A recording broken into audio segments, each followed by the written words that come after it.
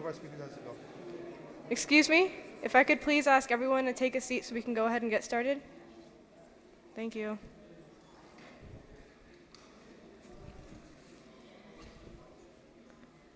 Assalamu alaikum wa rahmatullahi wa barakatuh.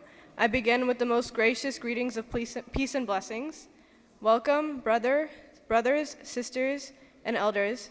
We thank you for taking time out of your busy schedules, and we welcome you today as friends, neighbors, co-workers, community leaders, city leaders, and members of our Islamic community.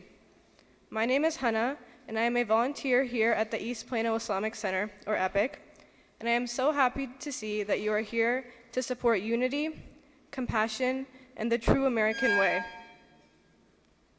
Like all Muslim gatherings, we will start this event with the recitation of the Holy Quran, and reciting the verses in Arabic is another member of our community, Hafiz Haris, who is one of the top reciters here at the East Plano Islamic Center.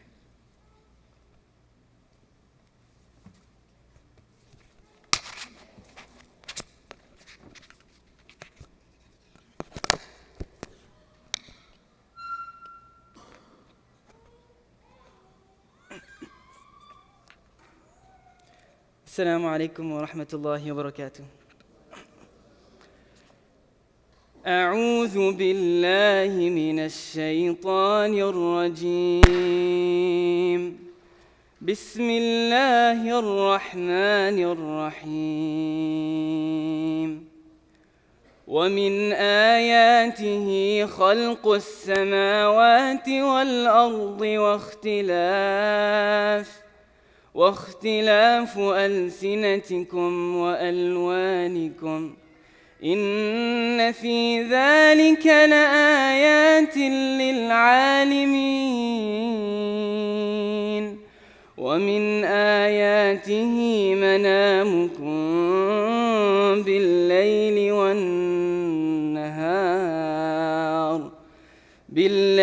والنهار وابتغاؤكم من فضله إن في ذلك لآيات لقوم يسمعون.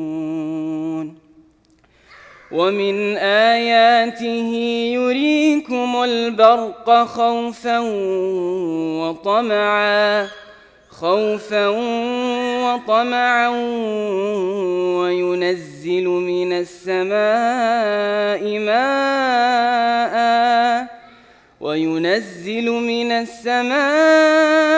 ماء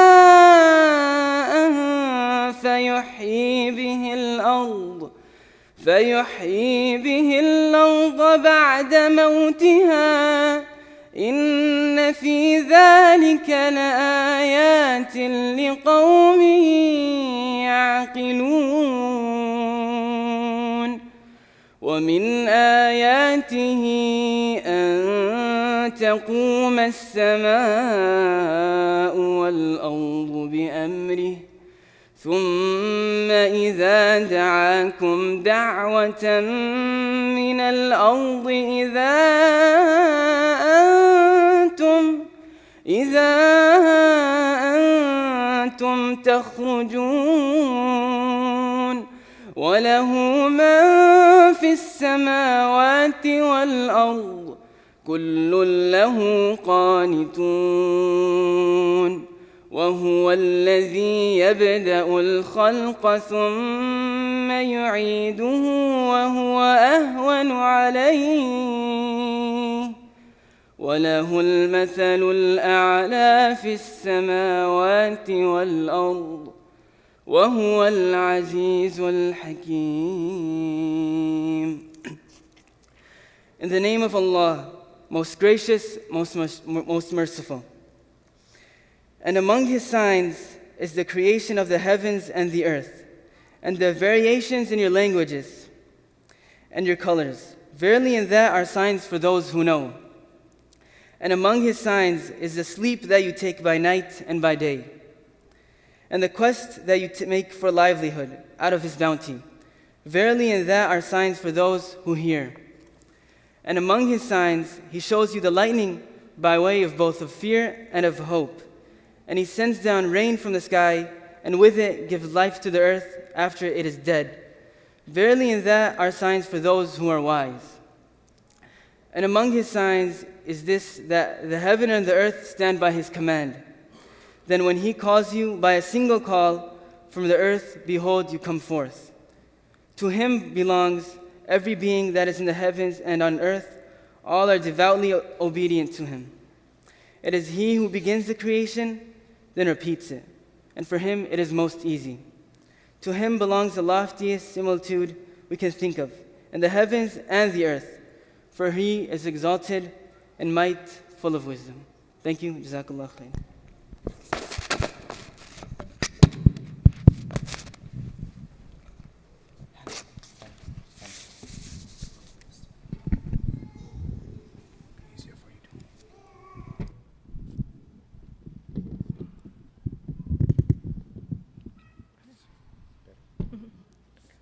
Thank you, Haris.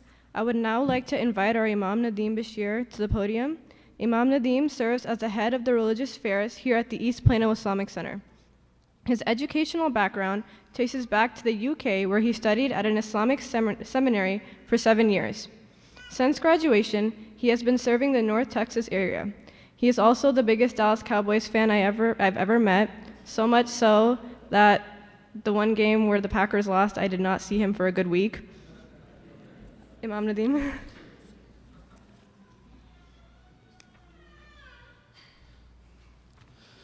Assalamu alaikum, and peace be upon all of you. We do have a schedule and we do have a whole process of what is going to take place today. However, one of our speakers has some pre-commitments, and he has asked to speak earlier on, so I'm going to call an audible here and make a slight change in plans. I want to introduce one of our speakers, Pastor Matt Gatson. He is the senior pastor at the Methodist Church, the First Methodist Church of Plano, which is located at Parker in Spring Creek. So at this moment, I would like to invite Pastor Matt Gatson.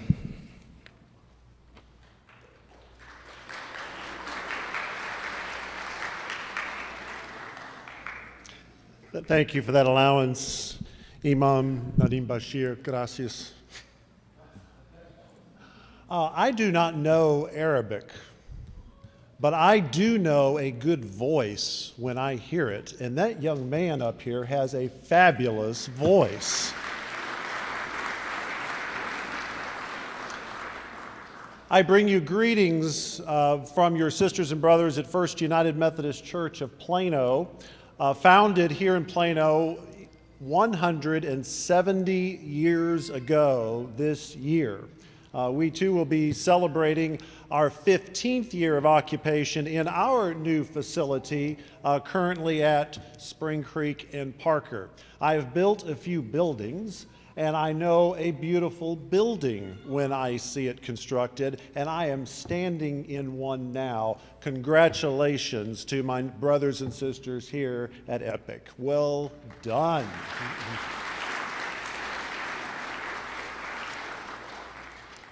I know your imam to not only be a Dallas Cowboys fan, but as I understand it, rumor has it, there's nobody in this congregation that can beat him in fantasy football. I also have it on good authority that, like me, as much as we are proud of our buildings and we love our people, we are proud of building a better community still. And we both are in staunch solidarity that the finest communities are those that find tolerance, collaboration, and hope for everyone in the bosom of their faith and in the living out of their practice. And I and my congregation are glad and grateful to be supportive of these kinds of events, and more so, opportunities for us to collaborate in that which lifts all our community in the days and weeks to come. Thank you so much for allowing me to come and to step up early.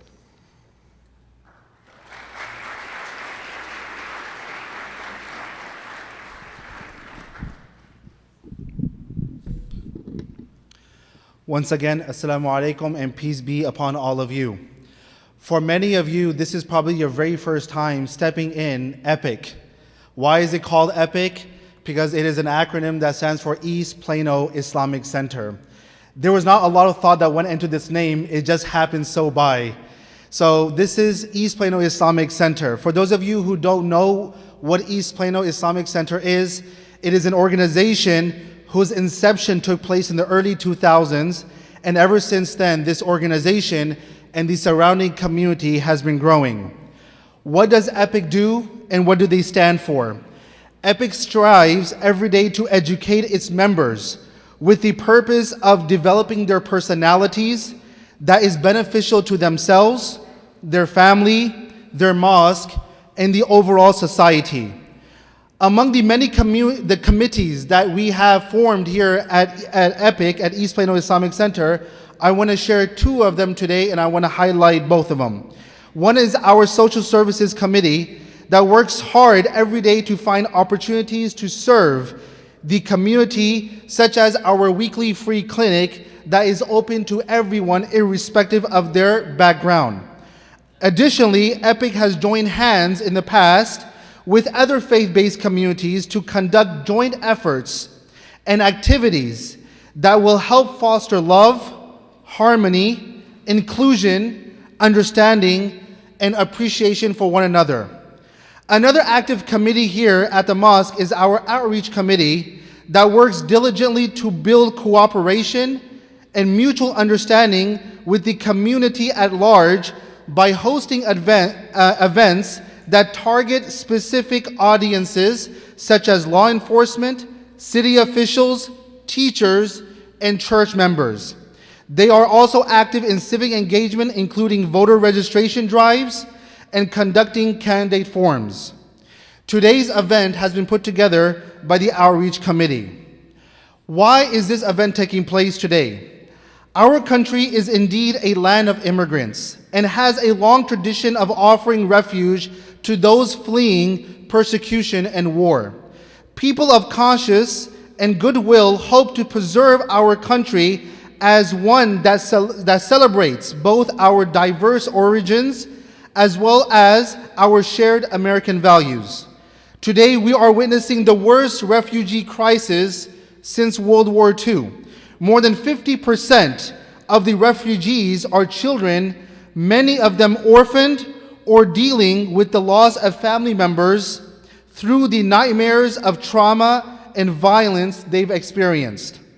Behind all the political rhetoric, fear-mongering, and presidential antics remains the fact that immigrants and refugees are human beings who have many of the same aspirations, fears, and values as all of us here today.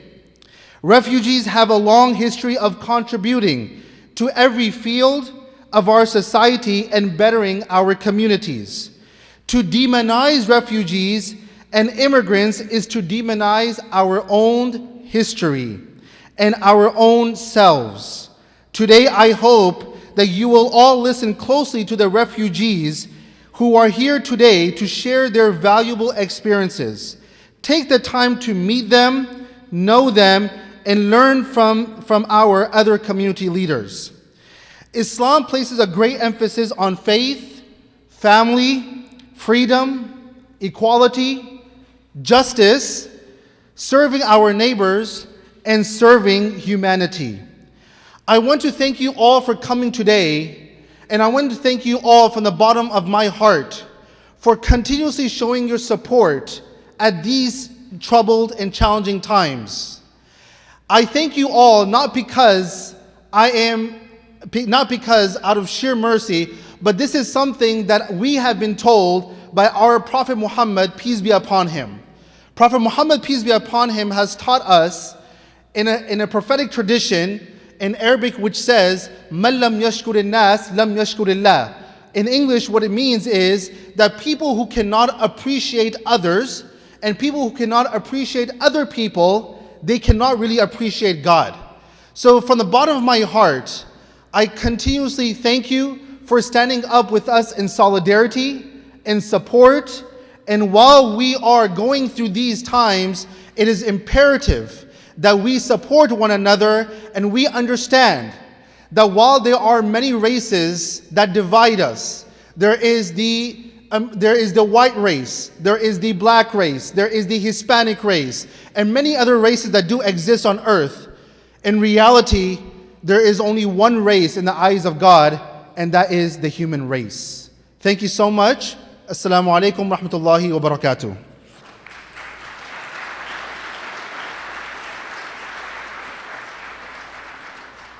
Thank you, Imam Nadeem, for those beautifully stated words.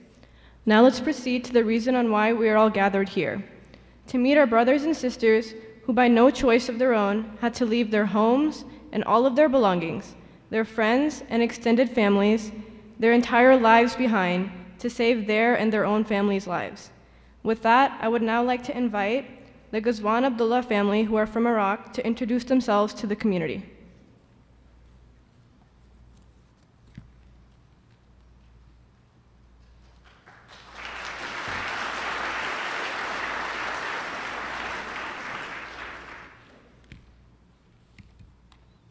Assalamu alaikum wa rahmatullahi wa barakatuh. Peace be upon you all. My name is Ghazwan Abdullah, and I am a refugee myself. I'm really proud to say I'm a refugee. We'll let you know why. It's an honor to be here with all the amazing people today to share my story with.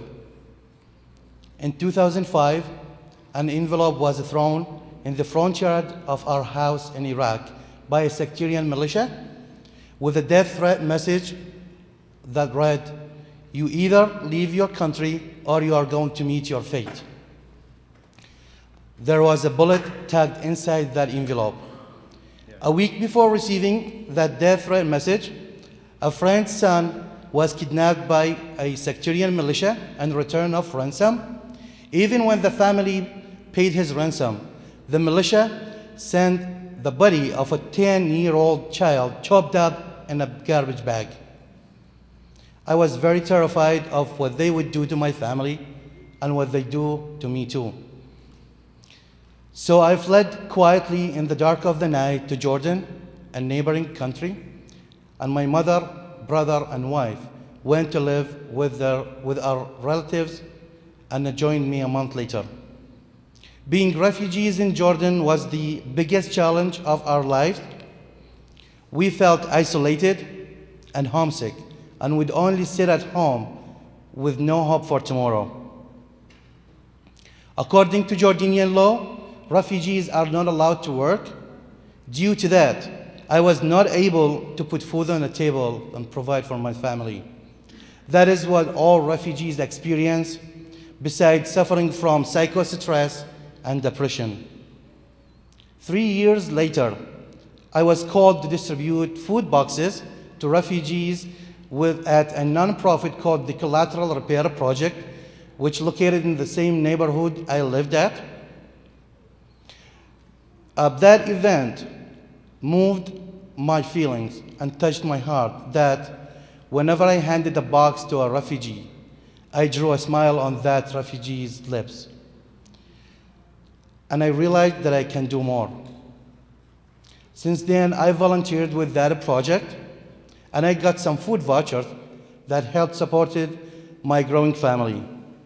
When I started volunteering, I had no experience in the humanitarian work, and I was not speaking English at all. I used body language to communicate. But it was all about our humanity as human beings. After a year, I was hired to do home visits and assess the need of other refugees. My life and my outlook started to change. Hope returned. I kept receiving promotions to end up becoming the programs director and a member of the board of trustees. That project has broadened my horizons. I didn't just like my job, I loved it. It made me feel proud of myself to help refugees provide for their families. Working with refugees has become my home away from home. I'm one of them, so I deeply understand the need. As refugees, we registered at the UNHCR office, United Nations High Commissioner for Refugees, in 2005, like all other refugees. 10 years later, your country was the only country that opened its door to welcome us to live in peace and safety among you all. When we arrived to Dallas 2 years ago, my family and I were warmly welcomed with open arms at DFW Airport. People walked past me and saying, "Welcome to the United States, welcome to Dallas." I felt I'm home because I am home. That is who Americans are, loving, caring, compassionate people. My family and I received great support here in Dallas, which enabled us to give back to the community. I stepped back to work with refugees as it is an integral part of my life. I currently work as a refugee case manager for the Mosaic Family Services that we help refugees to become self-sufficient and to begin giving back to the community. Also, I work for Seek the Peace as a community liaison officer that we empower refugees to lead and become peacemakers themselves. My wife is a civil engineer. She's been volunteering with an elementary school in the neighborhood we live in, running ESL classes for new refugee comers to help them overcome the language barrier. My children also take part in that. They help provide translation and interpretation for newcomer refugee classmates to help them pick up the language and succeed at school. Refugees and immigrants have a lot to offer. In fact, they help build developed communities and countries. My family and I are so grateful to be here in the United States, living in peace and safety among all the great American brothers and sisters. I'm so grateful and thankful to all the amazing people here in Dallas and across the United States of America for standing for the cause of refugees and immigrants. I'm so grateful and thankful to all the Christians, Jews, and other faiths who have been supporting and standing beside their Muslim brothers and sisters. Thank you very much.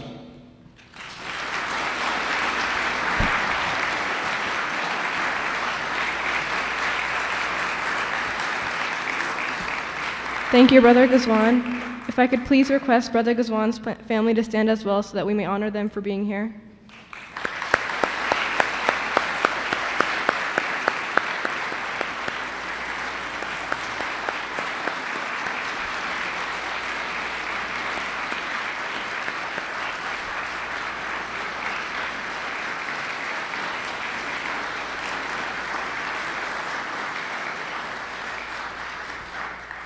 Thank you all for honoring us today.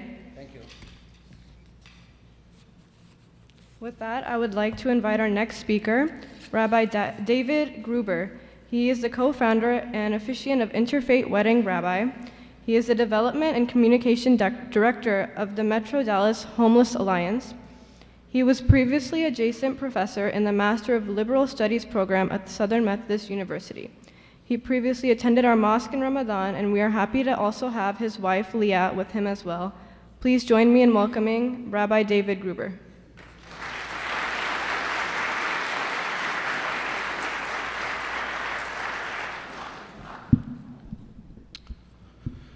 My father was a Syrian refugee.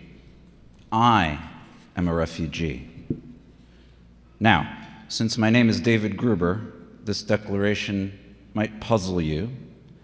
That does not sound like a typical Syrian name. So allow me to explain. Ancient Israel, like most societies of its time, was an agrarian society, and so their festivals centered around agriculture.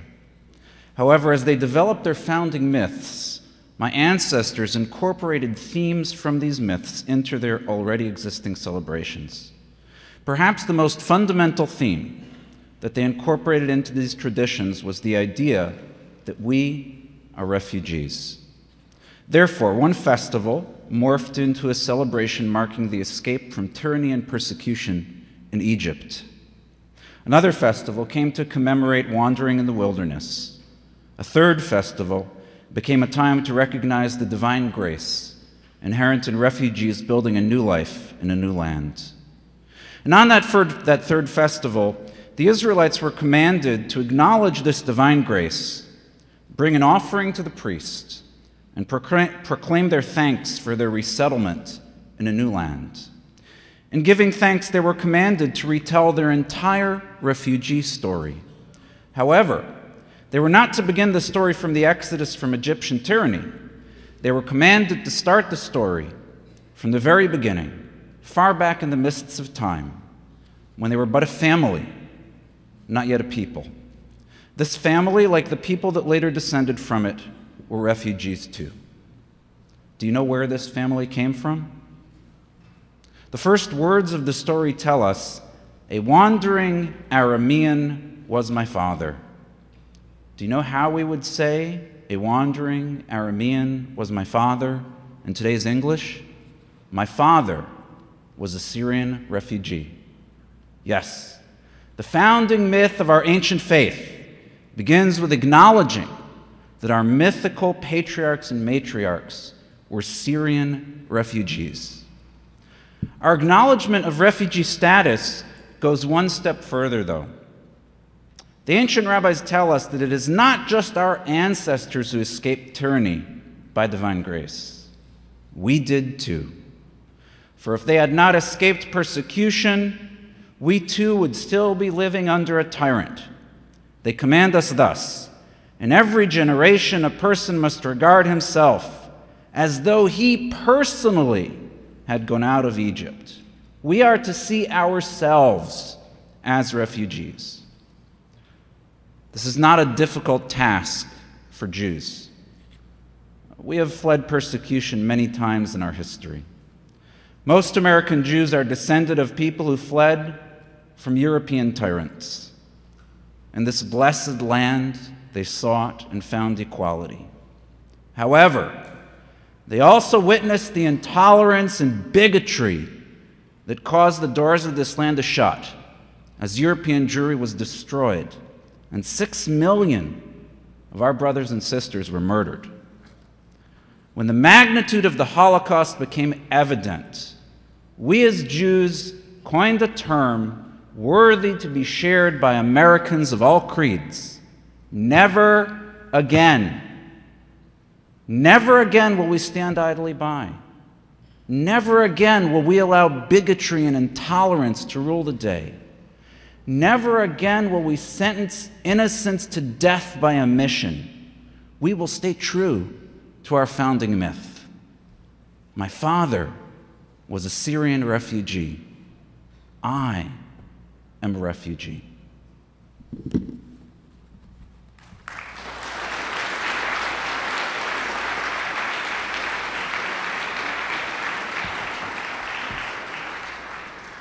Thank you, Rabbi David Gruber.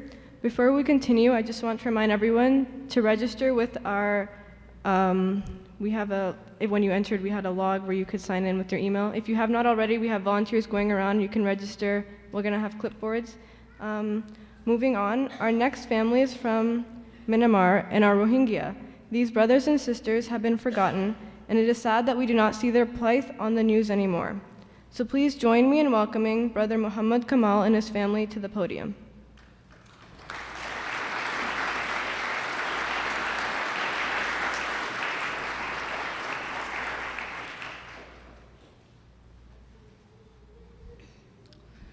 Alhamdulillah wa qafa wa salamun ala ibadihi alladhina istafa amma ba'd. A'udhu billahi minash shaitanir rajim. Bismillahir rahmanir rahim. Rabbi shrah li sadri wa yassir li amri wahlul 'uqdatam min lisani yafqahu qawli. My respected elders and my dear brothers and sisters, I welcome all of you with the Islamic greeting. Assalamu alaikum wa rahmatullahi wa barakatuh. Be the peace and mercy of blessing of Allah subhanahu wa ta'ala of Almighty God be upon all of you. So I would like to introduce myself. My name is Mustafa Kamal. I am from Myanmar. And I think it is one of the greatest honor and pleasure for me to welcome and share my history while I was escaped from persecution from the Myanmar. While I was escaping persecution from Myanmar, the reason why, as you all know, the Rohingya people are one of the most persecuted ethnic minority in the world. When I was age of 18 in Myanmar, and I lived with my parents, and then I was studying in the Islamic school, and I was studying the school of the government. But when I was grade 10 in Myanmar, and then the Burma of the government, they are not allowing me to study continuously as much as I wish. They have been stopped that when I was graduate because they don't like the Rohingya people, the minority in the Myanmar, so that I cannot study myself as long as I want.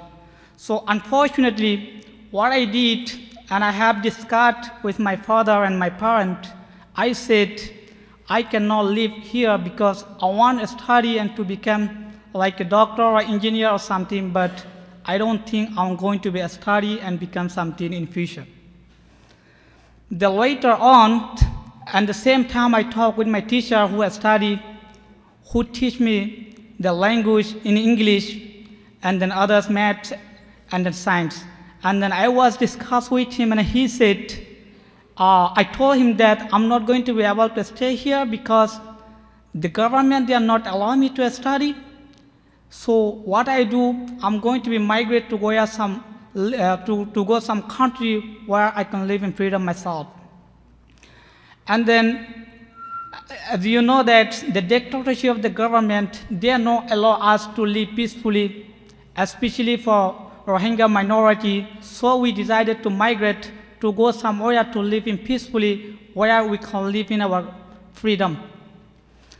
And then it was 2006, and then I crossed the border in the Bangladesh, and then I met one of the captain, and then I did not know him, but one of my friends, he told me about him that he's sending the people to Malaysia by the vessel boat. And then I met there and I talked to him how much it will be cost if you send me Malaysia by boat. And he was told me 10,000 taka of Bangladesh for each person. And then I came back in my country in Myanmar, and I told my parents that I asked the already captain, and he told me that it will cost 10,000 taka of the Bangladesh. And then my father was poor, so my father doesn't have enough money to pay me. The later on, my father borrowed some money from the neighborhood, and he helped me. And then when I came in Bangladesh again with the money, and then captain told me to go to the coast bazaar, where is the coast of the area near the oceans. And I came there and I see a lot of gathering, and the largest people were sitting there, the same country from same villages. And I met them, and I was amazing, I was surprised. And they told me the same thing, they're trying to be escaped from country. And then I was happy with them. And then what we did, and we stayed there in the coast bazaar, one of the near the ocean, and then we start our journey. It was February 9th, and we start our journey, and then we asked the captain before we leave, how many days it will take time to get in Malaysia, and he told it will take only the 7 days. And then when we start our journey, and then it was going to continue with the vessel boat and through the sea. And then it was past 10 days, and then we asked the captain, what happening? Where you are taking to us? You told only it will take time only for 7 days. It was past 10 days. What happening? What is wrong? And immediately he responded and said, oh, I'm sorry, I forgot the way. I lost the way, the sea. And then as soon as he told us, and then we all started crying. And then we are praying at the same time, because what will happen for our situation? There were 90 people in the one boat. some of 14 people from Bangladesh and 70 people from Myanmar. And then we all started crying and thinking what will happen our situation, because at the same time we have to rent out all our rations. We don't have food and water to drink. And then you were continuously and floating into the sea. And then after 17 days, and then we saw one of the fishing trawlers coming toward. And then when they are coming toward, and they just look around us and trying to go back. Then finally what we did, some of us, we jumped into the water and started swimming, and they did come back. And they did pick up from the oceans, from the water, for every one of us, but we found only the 70 people from 90 people. And then he told, we called the Navy of Sri Lanka, they're going to be come, and they're going to be take you. And then the same time they provide the food and water and medicate and the medical treatment, some of them who are weakness, and they give the salines, and that they give a properly medical treatment to everyone who have weakness. And then it was, the Navy was arriving, it was 2 days and 2 nights. Imagine how far we are land of the country and floating into the sea. When the Navy was arrived, and they transformed their boat and they took to the Sri Lanka. When we get in the Sri Lanka, and then they put some of us, they admitted to the hospital, and then they keep in the hospital for 3 days. When we feeling better, and then they sent to the deportation camp in the Sri Lanka. And then when they sent the deportation camps, and then after a few weeks, and the Myanmar embassy official came and asked, he said he is going to be deported to our country with free. And then mostly some of us, we cannot speak in Burmese, because as you all know, Burmese only people who speak, who can go to school. Who cannot go, they cannot speak in Burmese. So we all speak, the language we speak, those are the unwritten languages. And then few of us, 2 or 3 of us, and then we speak in Burmese. And then we told him, the embassy, that we are not able to go back in our country because they will kill or send us for a long life in the jail. And the embassy, he was turned back.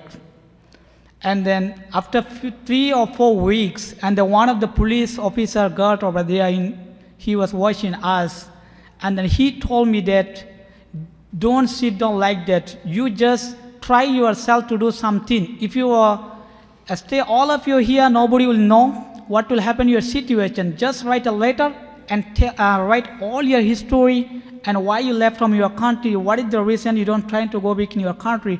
And I wrote a letter and I gave to him. And he posted the letter through the post office into the UNHCR office. After 1 month, a week, and the UN official came. And then they came and asked, what's happening? And then I explained to them. That time I was very weak in English. And then whatever I know, I explained to them, this is the situation that we are not able to go back in our country because the Burmese, the dictatorship of the government, they are not allow us to live peacefully, especially for Rohingya minority. So that we tried ourselves to go somewhere where we can live in freedom, to active our freedom. And then they said, well, so what we want to do? What do you need the help? And then we said, we are not going to back in our country. We would like to end Sri Lanka because we are the people who dry in from the sea, at the mid-sea, in the oceans. The Sri Lanka Navy, they have rescued us. This is one of the greatest that we have our situation. We reborn again in Sri Lanka. So we need to stay in Sri Lanka. And then they said, okay, well, no problem. So we're going to make a refugee status in Sri Lanka, but you cannot work in Sri Lanka. If any of you working found by police, they're going to be deported back to your country. We all agree, we says yes. And later on, they provide the one certificate as they saying that we are refugee. If anybody found, they have a contact at the UNHCR. If anybody found and working, so contact with us. And then after 2-3 months, and then they're released from deportation camp, and they provide one big building. And then we all together and stayed here, 70 people. And then later on, they have been joined one of the organization, non-profit organization of Sri Lanka. I would like to thank for them because one of the organization, it was named of Sri Lanka Muslim Aid. It is one of the greatest organizations helping those people, the homeless and the poor people, and provide the shelters and accommodations. And then later on, those people and communicate with the UNHCR, and then they came together and then they says, we are going to be help you guys, what do you need?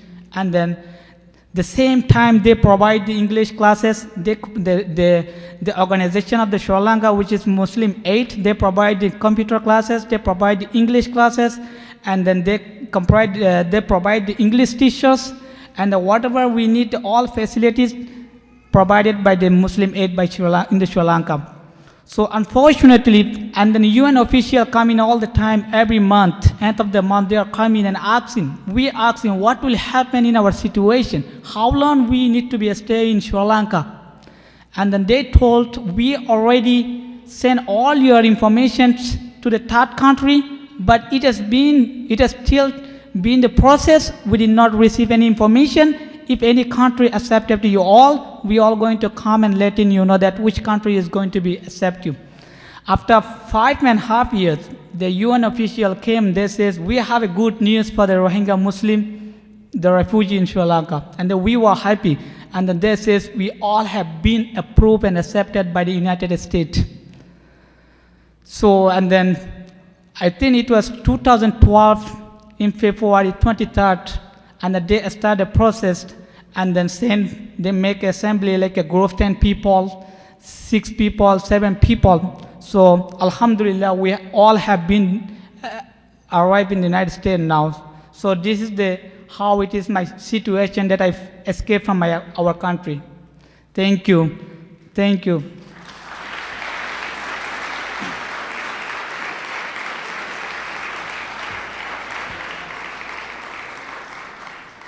If I could please ask for the rest of Brother Kamal's family to join us up here as well so that we can honor them.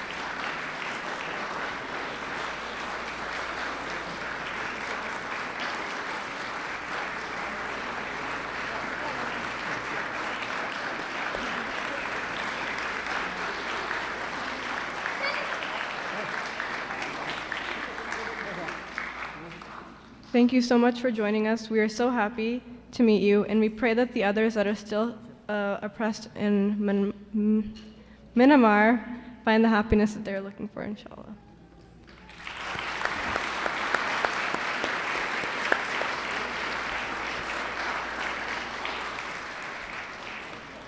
Our next speaker, Jalil Navarro, was born in Monterrey, Mexico.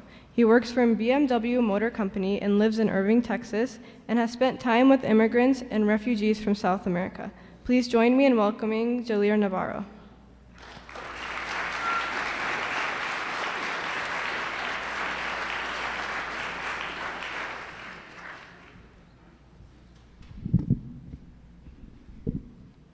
Bismillah.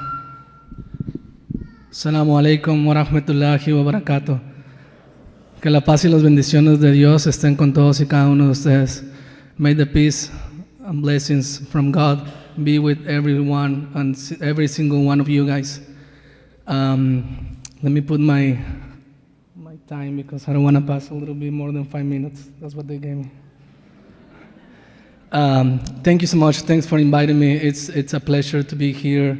Like looking at every one of you guys, looking at all this diversity, all these different people, different like a way of dressing. It's a pleasure to be here today. I'm gonna just briefly introduce myself, who I am, when I came here, and what do I do right now. I moved to United States 6 years ago. I was listening a little bit of the brother that he was speaking, and I'm not a refugee myself. I'm coming from a country that, thank God, there is no strong problems, you can say, politically, maybe. But basically, I came as a refugee, but no in that term of political asylum or something. I came here in the beginning, the end of 2009, the beginning of 2010. And I don't know if you guys know about that, but it's when all this drug war was going on in Mexico. I got kidnapped by the drug cartels in 2009. So it was a choice for me to leave my country. Basically, and until today, all my family is back home in Mexico. I'm the only one, the only single person living here in the United States. I came here, and I remember that I was speaking with one guy. He was like, you know what, you come here, but just don't come and take. He said, just come here, and you have to put something to the society. Don't come like most of the people come, and they don't do like things to improve your environment. So it was very, very, very difficult in the beginning, to be honest with you, coming to a country where you don't know any single body. Like I didn't know any single person, not even a friend here. But I came here and I decided to, the first thing that I wanted to do, it was go to the school. I didn't speak English, even though I took English back home all the way to university in Mexico. Sometimes you think that you know the language, but when you come here and then you listen to the people speaking, it's like, what are they talking about? It's like, I just realized that I knew the colors, the days of the week, and I had trouble with the Tuesday and Thursday, but it was very hard. And I used to live near SMU, and I used to go to Richland College. So every single day, it was a very, very hassle to take 2-3 buses in the morning, 3 buses to coming back, and then take one train and 2 buses to go to Irving and work every single day. It was like that. But Alhamdulillah, I can see the fruits right now. I just learned English maybe 4 years ago. I was able to communicate, and especially to make your ideas be understood.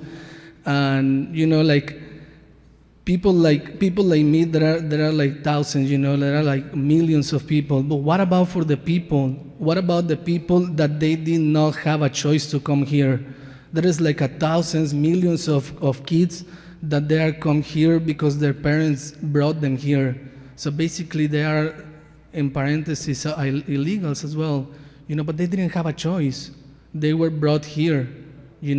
So when problems are like when things, these immigration reforms and things like that, like sometimes they don't even affect only the parents, but also the kids and the people that they don't even know where to go and what to do. Another interesting point of me is that I embrace Islam. I embraced Islam 3 years and 10 months ago, and it was in a mosque over here in Richardson. To be honest with you, it was a difficult challenge, but thank God it was very, very, very, very beautiful experience. And one of the things I want to share this with you. One of the things that just came or that I realized before I embraced Islam, it was like because even in Mexico, we have a little bit of influence of this Islamophobe and all these things. But I was like, when I start meeting the Muslims over there at Richland College, and, you know, being a Mexican, I'm honest, you know, I'm a little bit bully. You know, I used to see them, the way that they dress, and I used to, you know, make fun of them and things like that. But they were always patient, and they were always like a very nice behavior. And I was like, how come the Muslims are bad? Because according to what I was thinking, and according to that period of time, for me, Islam was bad. You know, because that's what we learned from the media, or from, you know, like people around you. It was like, how come, you know, Islam is bad, but the Muslims are not? You know, it doesn't make sense. You know, it doesn't make sense that these guys, they have something in common.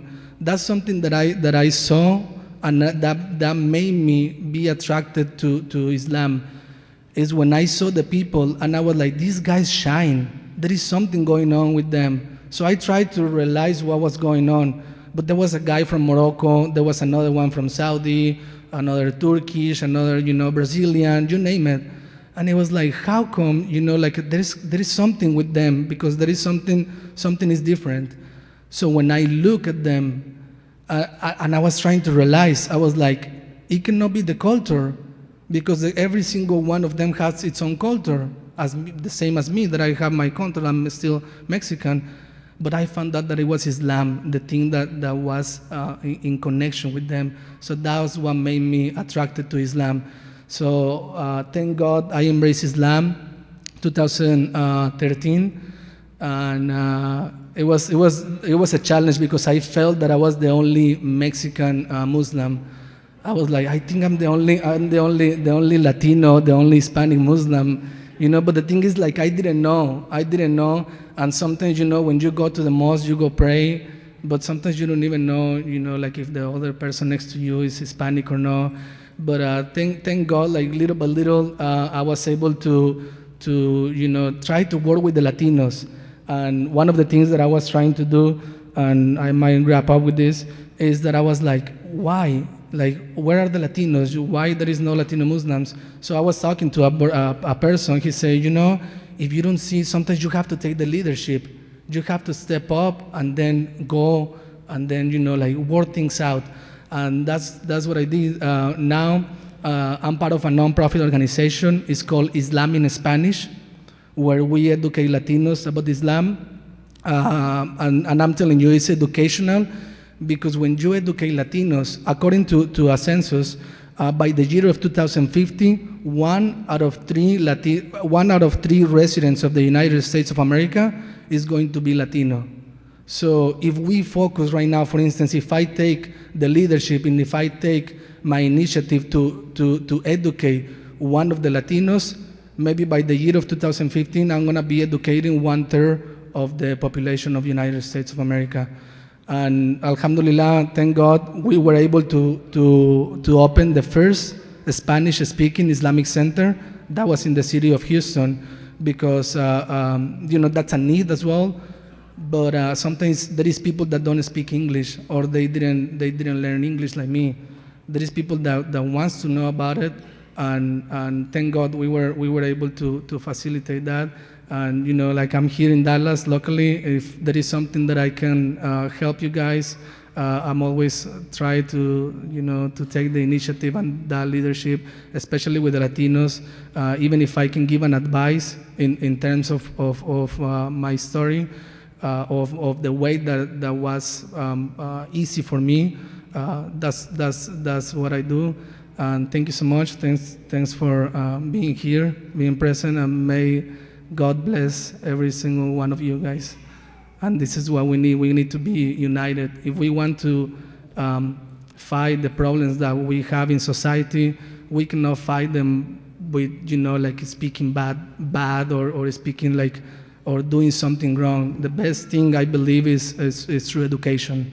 And we have to educate ourselves in order to not be ignorant of any topic or any single thing that is around us. Thank you so much.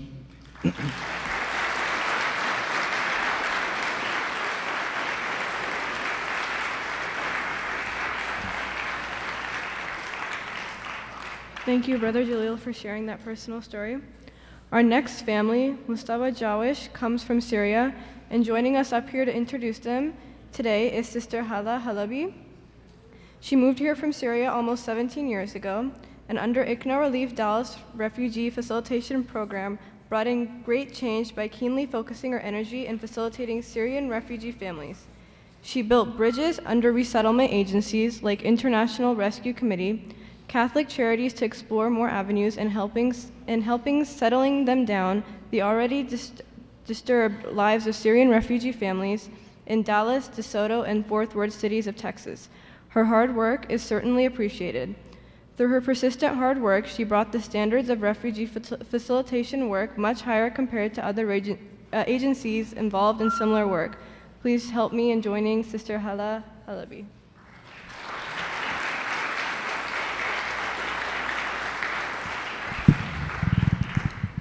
Assalamu alaikum wa rahmatullahi wa barakatuh.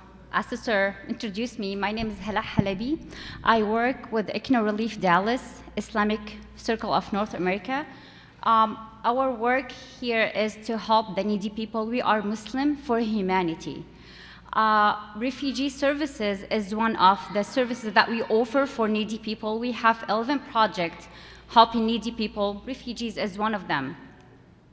My work starts 11 years back, helping the needy people after I graduated from UT Arlington actually. And I started focusing on helping people. And after about 6 years helping, I met the people from ICNA Relief Dallas, and I started working with them, helping the needy people.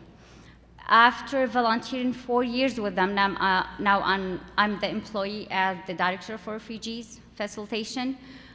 My work basically is to cooperate with the agencies who bring in these refugees here to US.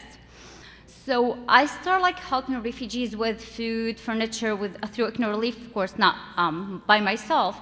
And then I realized after few months, people come and ask for financial aid and financial help for rent and these things. And I was wondering why you're asking for help if you're coming through the government and you should have enough help. So I started digging up about these things, and I met with the IRC, RSC, Catholic Charity, and World Relief, and I asked, can you tell me how the process is for these refugees? And I realized that these people, they're getting a very small amount of help from the government as financial help. It's called welcome money. These welcome money, they're getting a small amount per person. And they're helping them for about 3-4 months. They offer food stamps and Medicaid and all these things, but regard the rent, these people, they come here, they don't have the language, they don't have anything. And I don't think 3 months, it will be enough for them to be on themselves, to be on their own and find a job and can pay for the rent. And you know how much the rent is expensive here. The range of expense of the rent here from $1,000 to $1,500 for apartments, and as a very we call it cheap. So I said what about to help you that for the agency? And they said, okay, how can you help? And I said, you're taking this money from the government and you're paying for the rent, you're bringing furniture, food, and all these things. What about we can help as ICNA Relief Dallas, as community, as Muslim community, by offering the furniture, offering food, offering car donation, all these things, and save all this money for the rent, so people can live a longer time with this money, and then they have a chance to be on their own. And this is how we start dealing with the agency, cooperating, not duplicating the work, of course. So now we are sponsoring, as ICNA Relief Dallas, sponsoring families through the agency. I have emails receiving from this agency telling me this is how much family we're having this month, this is the size of the family, this is the address, and we are ICNA family sponsoring as much as we can. Sponsoring, that means we take the key of the apartment, we fill the apartment from doormat till the food in the fridge. That means furniture, food, cleaning supplies, kitchen supplies, everything they need. In that work, we are saving about 30 to 40% from the help that they're getting from the government. Okay, so now we can realize that people, they have a longer time to be on their own. We are helping them find job. We're offering cars. We're trying to offer cars, try helping them with food as much as we can until they got their food stamps. Also, we have food pantry. In these food pantry, we register all the refugees from all around the world. They can come get food. And also furniture, they can get furniture as much as they need. That work, without the community, we can't do it. So we are a nonprofit organization. We're not getting any grant from anywhere. So all our work is by the community, from the community, with the help of the community. So we're collecting food from these kind of mosques. We are so glad to cooperate with EPICMASJID. I don't know how to thank them. This is our home. This is the home for the refugees. This is the home for ICNO relief. We are, through that mosque, through the other mosque, we are collecting food, we are collecting furniture, we're collecting financial aid when we need help for these people for rent. If they have car, they can donate it, we can fix it, we can offer it for these refugees. So we are, as community, offering the help for these people as much as we can. We have back-to-school program. That's mean about in July, we are collecting the supplies, also through EPICMASJID, through other mosques. We are collecting the supplies, school supplies with the backpack and everything, and distribute it for Muslim and non-Muslim. We are not even asked, what's your religion? If you're in need, we are here for you.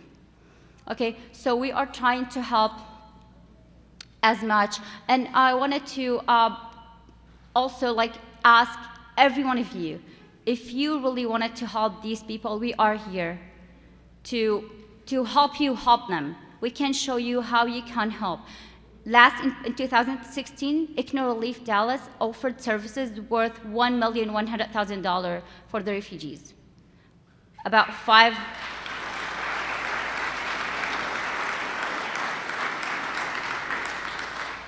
By all these services, by the help of the community, and now by your help, we can help more people. We can let these people be safe and happy. And thank you so much. I wanted to welcome the refugee that I have with me, the Syrian refugee Makhzoom family and Jewish family. If you can come, please.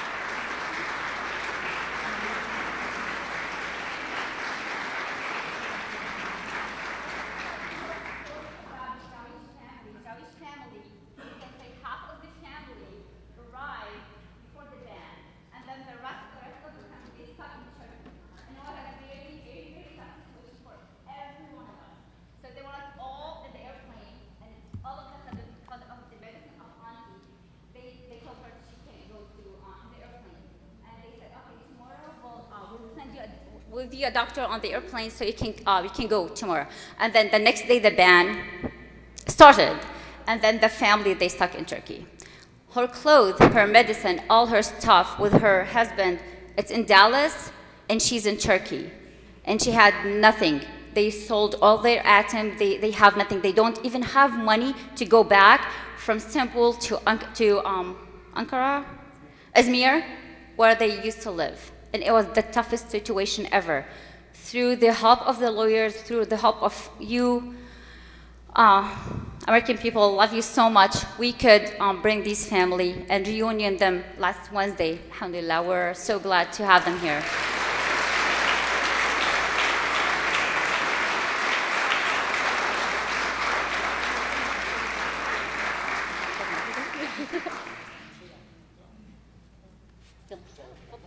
Thank you, Sister Hala Habi.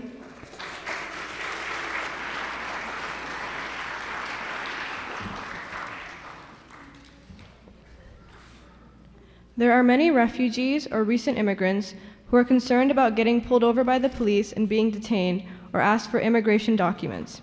There's a lot of talk in the media right now regarding sanctuary cities. It is therefore appropriate for our next speaker to address some of these concerns. He is Captain Dan Ferroso, and he has served for 25 years. Please join me in welcoming Captain Dan Ferroso.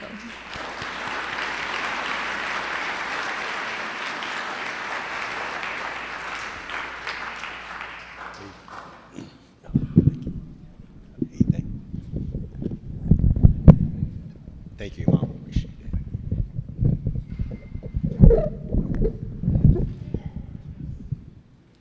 Thank you, sir. Thank you, Hannah.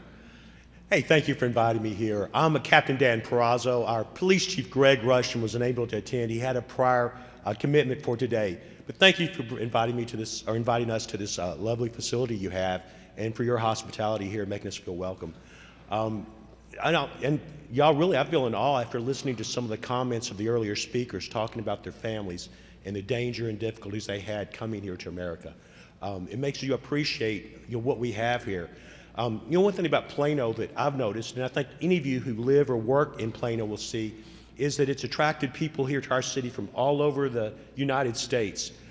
It's very interesting. Also, there are many people from nations all over the world here, as some of your faces here show. It's made our city stronger. The people are a bit more cosmopolitan, I think, accepting and more understanding. And there's a lot of diversity and strength in that we have in our city. And one of the questions that Hannah brought up, and Dr. Ahmad brought up a little bit earlier, the concern about being pulled over by the police, stopped, and anything like that. First of all, we do not go out and actively enforce any kind of an immigration law. Plano police officers are here to protect our citizens and make our city safe. If a person is arrested and placed in jail in our city, the city is, our jail staff is required to notify the consul of a foreign national. So if a person is here from another nation and they're arrested, the Vienna Convention does require that we notify their home country's consul. That being said, though, we do not take action with the ICE for any minor crimes. If a person isn't arrested for a serious crime, we would inform ICE in a case like that. So if we have a bank robber, a dangerous person, someone violent, then we could notify ICE, and then they would make a determination like that. But our mission is certainly not to go out in any way enforce immigration laws. And one thing we want to do too is strengthen our role in the community. We want people, since we have people from all different cultures here, different languages, and some people who are not always familiar with the way our laws work here, we want to serve them and protect them. So if any member of the community is threatened by crime or victimized by crime, we all are victimized by it. And one thing that any of the people that you know, that you meet, that you talk to, or you work with, we always want them to report anything suspicious, any crime, any way that they're a victim. We do not ever want them to be victims of any crime. If a person is victimized, they're not going to be investigated and deported or placed under an immigration hold for anything like that. We want to be sure and protect every member of our society and every member of our city. Are there any questions anyone has about anything regarding that? Here in the Plano Police Department, we're growing. Also, I have a good group of people here. We're always looking for good young people who are becoming police officers. I sit on the board with some of the people that we hired to become police officers. So if any of y'all know any good people who are college graduates and who would be interested in working in law enforcement, please refer them to our police department. We have information on the web about that. And appreciate. If there are no questions or anything, please thank you for your hospitality and good day. Bye-bye.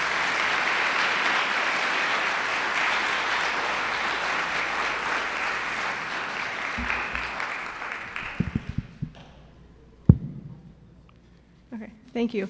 The last speaker, Imam Umar Sulaiman, is a world-renowned Islamic scholar from New Orleans, Louisiana.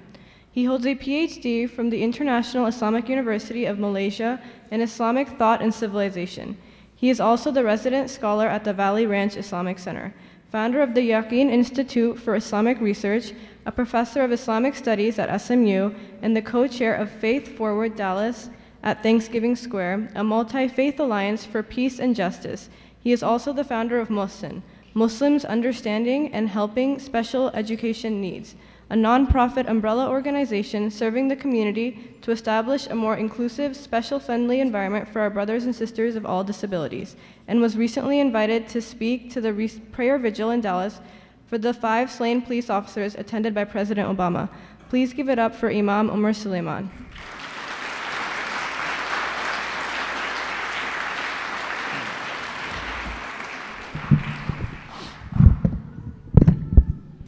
Assalamu alaikum. Peace be unto you all. Welcome to this wonderful gathering, and I want to thank each and every single one of you for making the effort to come out today and to actually interact with the same people that are constantly being spoken about in the media. What I always tell people about the current context that we're in right now is that whether we're talking about refugees, or we're talking about people of different religions, or we're talking about people of different races, or we're talking about the undocumented, we're talking about human beings. And it is so easy for us to forget about that when all we see of the other person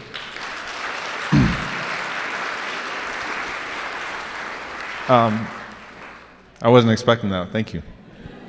It's so easy for us to forget about that when the only way that you've been introduced to a person is through a screen, and the judgment of that person has already been implanted in your head, and you've already been conditioned to believe 101 things about that person before you even get to know them. And what we live in today, the climate that we live in today, and I'm talking about here in Dallas, allows for us to come to those judgments without ever having to meet any of those people. Our country is extremely divided right now. It's sad to see, but at the same time, hopefully in this reconstruction, it's reconstructed for the better. Hopefully we come and we form alliances and coalitions in these divisive times, and we make sure that this time when we say never again, we actually mean it. I want to share with you all a few thoughts on that. I've had the blessing of actually meeting with people, Syrian refugees that are at the border of Syria. They were not bloodied up.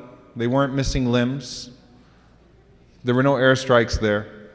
But seeing people who had just been driven out of their homes, who were exactly like us a few years ago, doctors, lawyers, engineers, people that used to have the same concerns that we did, children that used to argue with their parents about their sneakers, and now they don't have their parents anymore. People that used to worry about how their houses looked when they would entertain guests, and now they don't have homes. People that used to have access to medical care if they themselves were not physicians, and now they don't have any access to medical care. People that used to worry about whether or not their kids would make it to university, and now their kids can't even go to elementary schools. Seeing that devastation is life-changing, especially when you're talking about a people that just had it ripped away from them and are still trying to figure out how this happened, how they ended up in this state of devastation. Because we always think that it won't be us. And you know, I just read an interesting statistic actually. In 2009, do you know which country in the Middle East had the most refugees? Syria. Over 1 million refugees from other countries, primarily Palestinians. So people living in Syria in 2009 probably looked around and saw the refugees, and were probably in lectures like this about how they should be taking care of the refugees, about how they should be reaching out to people, and they never thought that that would one day be them. But it's them now. And the fact of the matter is that who are we as people, especially those who profess to believe in a higher being, to say that other people deserve their vulnerability, and so long as we can keep their vulnerability thousands of miles away from us, then let us stay in our own state of peace? Who are we to say that? And do we not understand that the one who places us in a place of security looks upon us with happiness and with joy only when we treat those who are disadvantaged and who don't have the freedoms and liberties and the security that we have, and take care of them? If we don't uplift people, then how can we continue to ask our Lord to uplift us as a country and as a society? In many ways, what we're seeing in the world today is now coming to our shores, and we can talk about foreign policy and advocating for a better foreign policy, but let me just put it this way. It's not like we had nothing to do with that region and suddenly a whole bunch of people want something to do with us. We have been deeply involved. We have had an invasive foreign policy, and we need to reform that foreign policy, and we need to also take responsibility for the world. If we are to act as the superpower of the world, then we need to accept the repercussions of being the superpower of the world. If we are to act like the moral standard of the world, then we need to show the world what an example of morality actually looks like. So we need to live up to not just what we believe we should be as Americans, but what the world sees America as. That matters too. And there's no doubt that in the last few months, the damage to America's global reputation has been like nothing ever before. I mean, I've actually been around the world and I've seen what the same countries that I used to go to that had such glowing, this glowing image of what the United States was, now seeing us as essentially represented by the worst of us. Because the bigoted voices are so loud that they don't see what we saw in downtown Dallas yesterday. They don't see what we saw at the airport last week. They don't see what we saw at Park City's Baptist Church 3 days ago. They don't see that. All they see are the loudest bigoted voices. And unfortunately, what could happen to us as well in this complacency is that we will stop hearing ourselves because of how loud those voices of bigotry are. We'll start to believe that it's a hopeless situation because we feel like we're getting drowned out by those voices as well. And I need to remind everyone, and this is not a Republican, Democrat thing, this is a human thing. I need to remind each and every single one of you, and remind myself, that when we speak and when we raise our voices in the spirit of unity and solidarity, we are representing millions and millions of hesitant Americans that are sitting at home and that have not yet felt the courage or felt the need to come out and voice their love the way that you have. But in this time, people will be forced because it is such a toxic environment out there that we have no choice but to combat it. And what we're seeing right now is that we're all threatened by this bigotry. And one of the problems that we have in our states of isolation is that we don't feel the need to rise up until our specific communities are threatened. And that's a problem. That's a problem. If it's the African American community that's threatened, every community is threatened. If it's the Hispanic community that's threatened, every community is threatened. You had 48 Jewish community centers that received bomb threats in the last few weeks. Every one of our communities is threatened by that. And by the way, I've been speaking to Rabbi Andrew Paley and telling him that we as a Muslim community want to go to the Jewish community center and stand with our Jewish brothers and sisters in solidarity because that's a threat to our community as well. So each and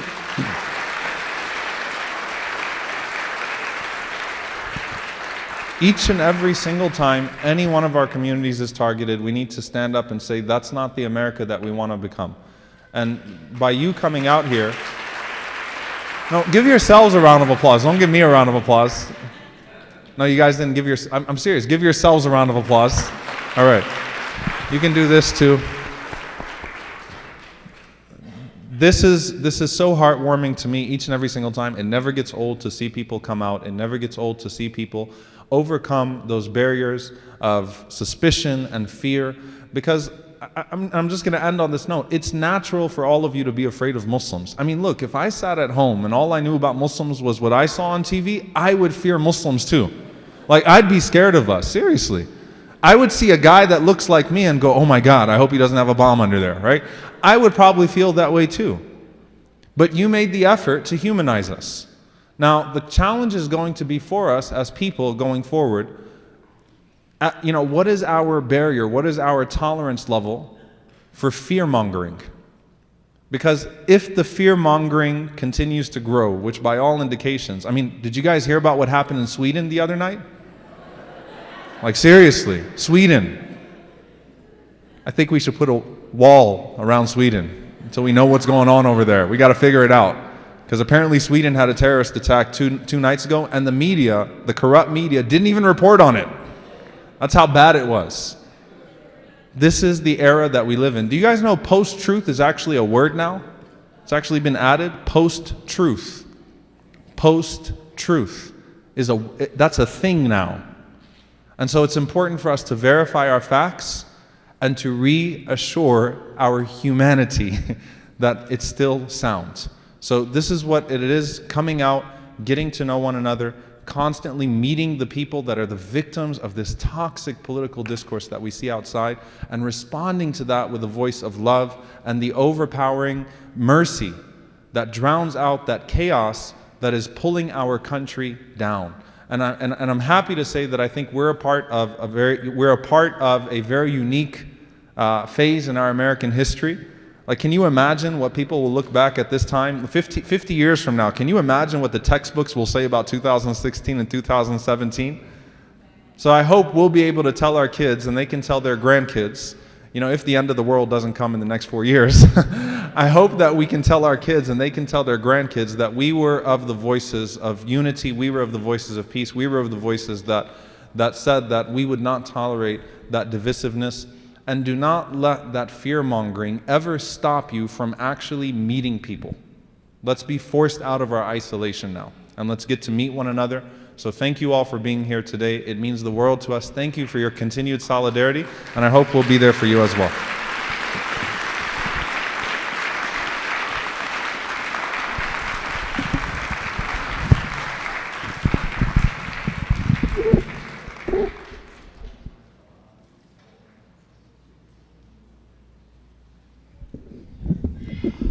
One key thing that was not mentioned about Imam Omar Suleiman is that he has been recognized by D Magazine that he is the religious leader that Dallas needs right now.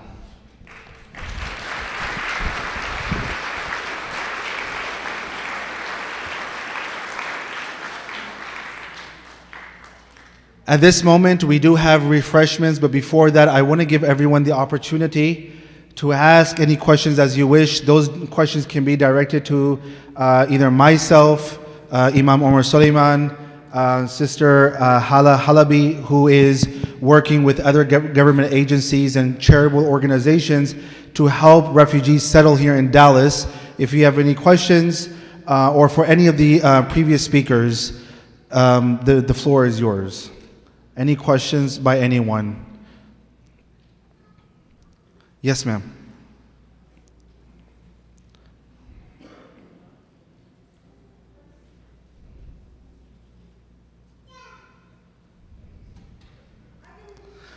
Okay, go ahead. Go ahead. First off, thank you for opening your doors to all of us in the surrounding communities. It takes a village and coordinators and volunteers, so I appreciate you for us. Thank you so much for coming. I have a question.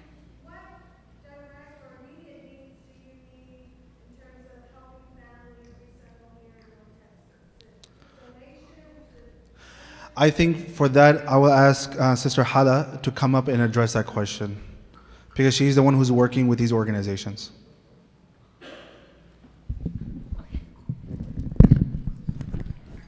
Okay, what we are doing, as I said, like we are collecting all the information from the agency. They're sending us the list of the family who's arriving, how big the family, and the list of need. So yes, we need furniture. Yes, we need food. We need hygiene supplies, kitchen supplies, whatever. I'm saying, like, we are filling the apartment from doormat to the fridge.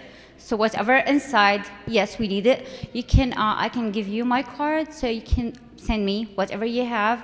If you have, we have 2 big trucks with 2 drivers. Our drivers are from the refugees. They're working now with Econ Relief. We can send the truck, pick the donation, and we can distribute. If you wanted to come sometimes collect yourself some donation, come visit the family, you can call me, I can coordinate, go with you, and you can distribute the donation for the family. So furniture, cleaning supplies, kitchen supplies, food, anything. We need everything, actually. And also for all of you, if you know, Econ Relief Dallas also donating cars for the refugees. Last year we did 37 cars. We, the community donated the car, we fixed the car, do everything, donate it for the refugees, we buy insurance and give it to them. Anyone who wanted to donate a car, also we are available to take this car, fix it, and give it to the refugees. Thank you.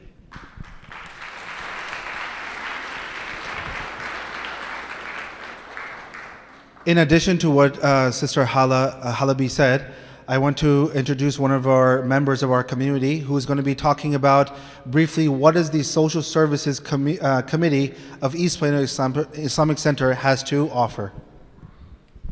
Thank you, Imam. So, along with the wonderful things that ICNA does, we in this center over here are actually a collection point for them and other organizations. So if you would like to help, and since you've already been here and you know this place, please come by. And we have a very strong committee that does a lot of activity, and like she said, we have donated a lot of cars from here. We collect clothes as well, and all sorts of things, money as well. And this money goes straight to these organizations. So please reach out to the office if you have anything that you would like to donate or like future, and take this information back as well. And we'll be more than happy to assist you to get these items to the most needy in our community. Thank you.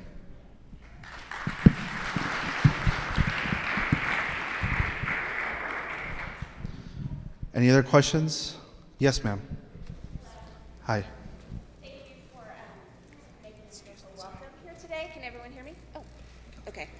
Tell me what we can see in the future for our faiths to come together and bring this community closer. Are there any other events and opportunities for us to partner? So I think as far as that question is concerned, there are other organizations that are trying to put together, such as the rally that took place yesterday in downtown Dallas.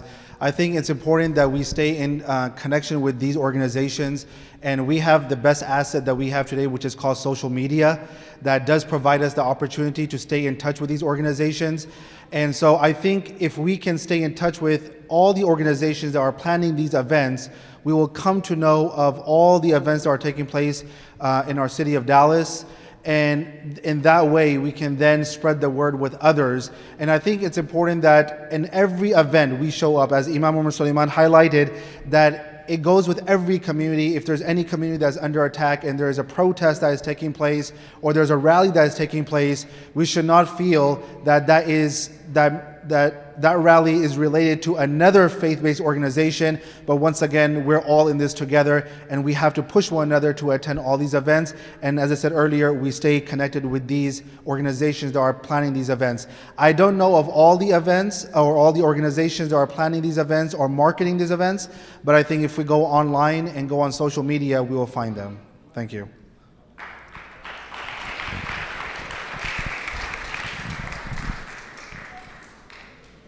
So I just wanted to, just quickly on that note, Dallas 3 years ago, and this is not an affront to anybody that is involved in interfaith work in Dallas, because there are councils and organizations that have been around for decades. But I think that what I've noted is a near consensus that Dallas 3 years ago, the interfaith world was extremely weak for a city the size of Dallas. I came from New Orleans. New Orleans has the most vibrant interfaith scene, probably. Just like New Orleans is extremely vibrant. You can imagine our interfaith dialogues include voodoo priestesses. I don't think that's anywhere else in the country. But you've got dialogue and work. And I think that the last 3 years, you've seen a rise of some incredible organizations. So I'd list for you Faith Forward Dallas at Thanksgiving Square, which is the organization I'm a part of. There's another organization called Faith in Texas, which works at the grassroots level and really does some incredible solidarity work there. And then there's this new group of people, which I'm very excited about, that actually put on the rally yesterday, as well as the vigil a few weeks ago, which is called In Solidarity. So these are three groups that I think it'll be important for you to follow. Faith Forward Dallas at Thanksgiving Square. I'm not biased because I'm the co-chair, but I am kind of biased. Faith in Texas and In Solidarity. Thank you.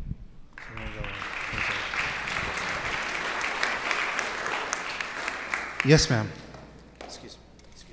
Here's the mic. Go ahead. Thanks. My name is Marilyn Hinton, and I am on the Plano School Board. And also Nancy Humphrey. Nancy, could you stand up? Nancy and I are both running for re-election. I've been on the school board for 9 years. And I want to come and tell you that I'm very supportive of this organization and all the people that have come today. But I want you to know that more than support, we need to hear from you. So if you're having any problems in the school district with your children, please let us know. We really want to help. Thank you.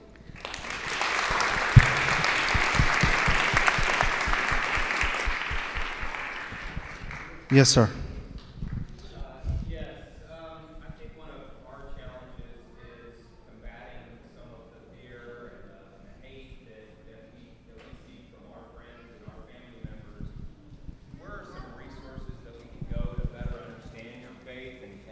And help combat some of the myths that we hear, specifically about Sharia law, jihad, some of the characterizations of Muhammad. What can we do to help better understand and educate ourselves so that we can help educate our friends and family members that are sitting at home and all they do is watch you guys on TV and are fearful? I think the very first thing in order to combat what we have been seeing and what we have been hearing is education.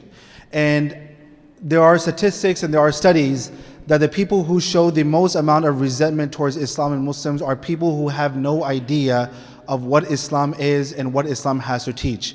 And there are people who have then come around and they have studied and they have somewhat educated themselves about Islam and who Muslims are, and they had a complete change of heart. So I think it starts with education.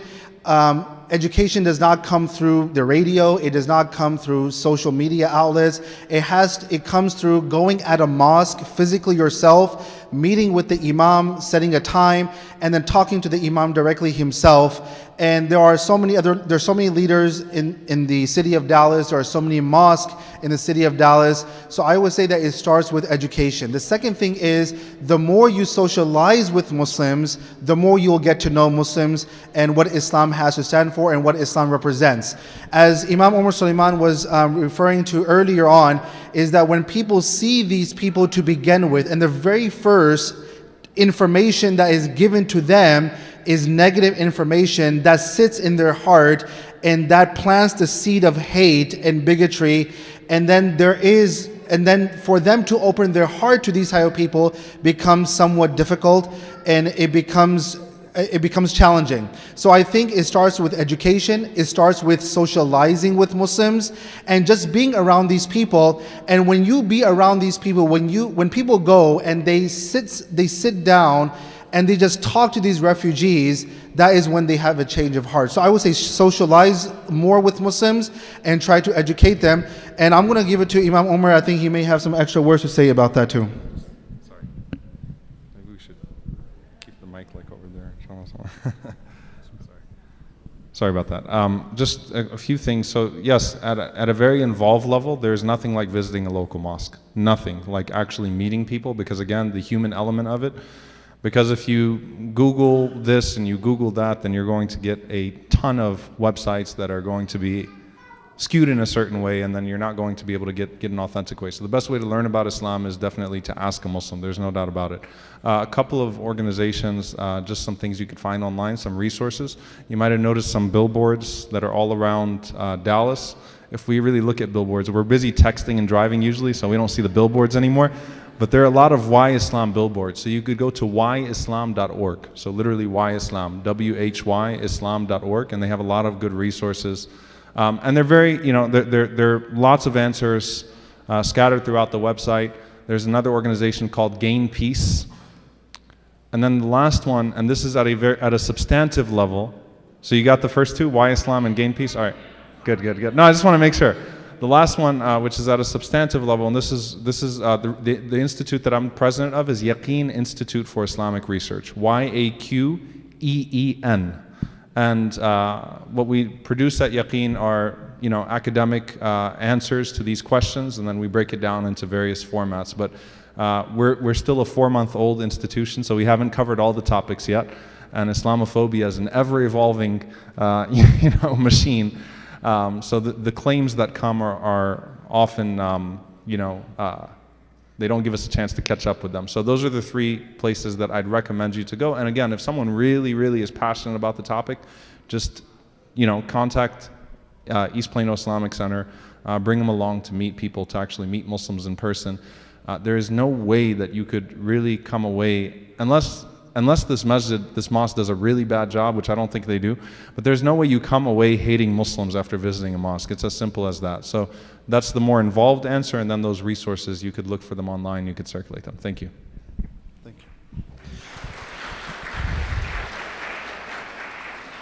At this moment, we will have to bring our event to an end. Unfortunately, I know you have a lot of questions, but as Imam Umar Suleiman mentioned, that you can go to those online resources and learn about Islam, or you can go to a mosque and visit the Imam yourself. At this moment, I would like to invite the key members of each of the refugee families who are here in our midst. I want to just provide a small token of appreciation for coming here today and just give them a small gift. And I want to say thank you to all of you. I know a lot of you brought a lot of gifts for these refugees.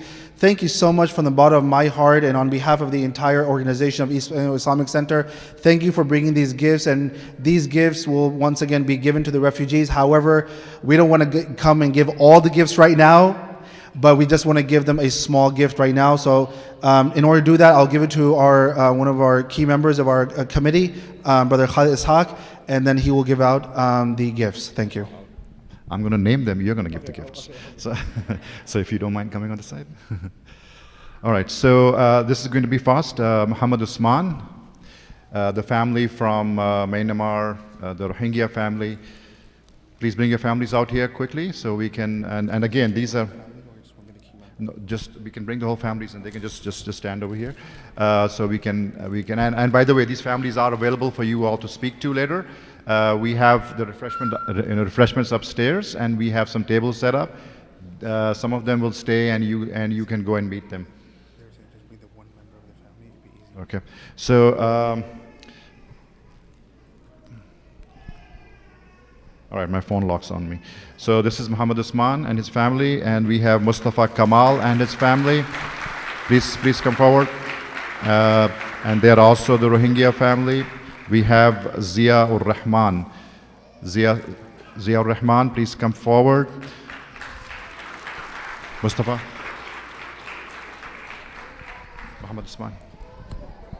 Thank you. Yes, you can. Okay, so Zia Rahman, do we have Zia Rahman? Okay. Mustafa Jawish from Syria.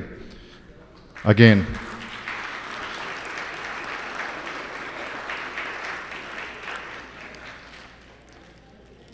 Yeah.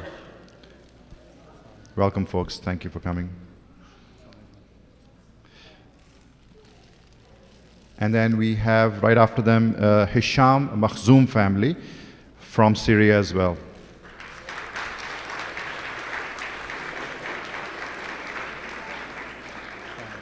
And we have gifts for the kids. They are outside, so please don't forget to take those gifts as you're leaving. Finally, we have from Iraq our brother Ghazwan Abdullah and his family.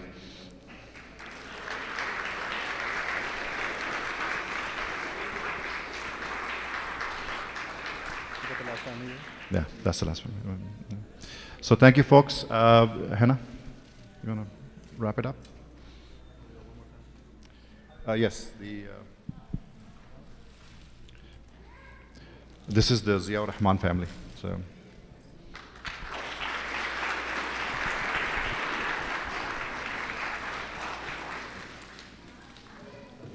Before I close, I just want to remind you that if you would like to learn more about any of our outreach events that we host here at EPIC, or how to help any of the refugees, if you haven't already signed in on our database, we're passing around a clipboard, and you can just put in your name and email and get more information on that.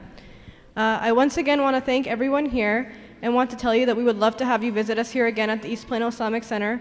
Our doors are always open. We are serving snacks outside, and you are welcome to meet the other refugee families outside. Snacks are actually upstairs. And you are welcome to meet the other refugee families as well. If I could respectfully ask you to refrain from bringing snacks into the main prayer hall. Our third prayer of the day is also about to begin, and you are welcome to join us in observing. We have made arrangements for that. Please forgive me for any of my shortcomings. Let's continue this work towards making America one again. Good afternoon to you all, and thank you once again on behalf of myself and the East Plano Islamic Center.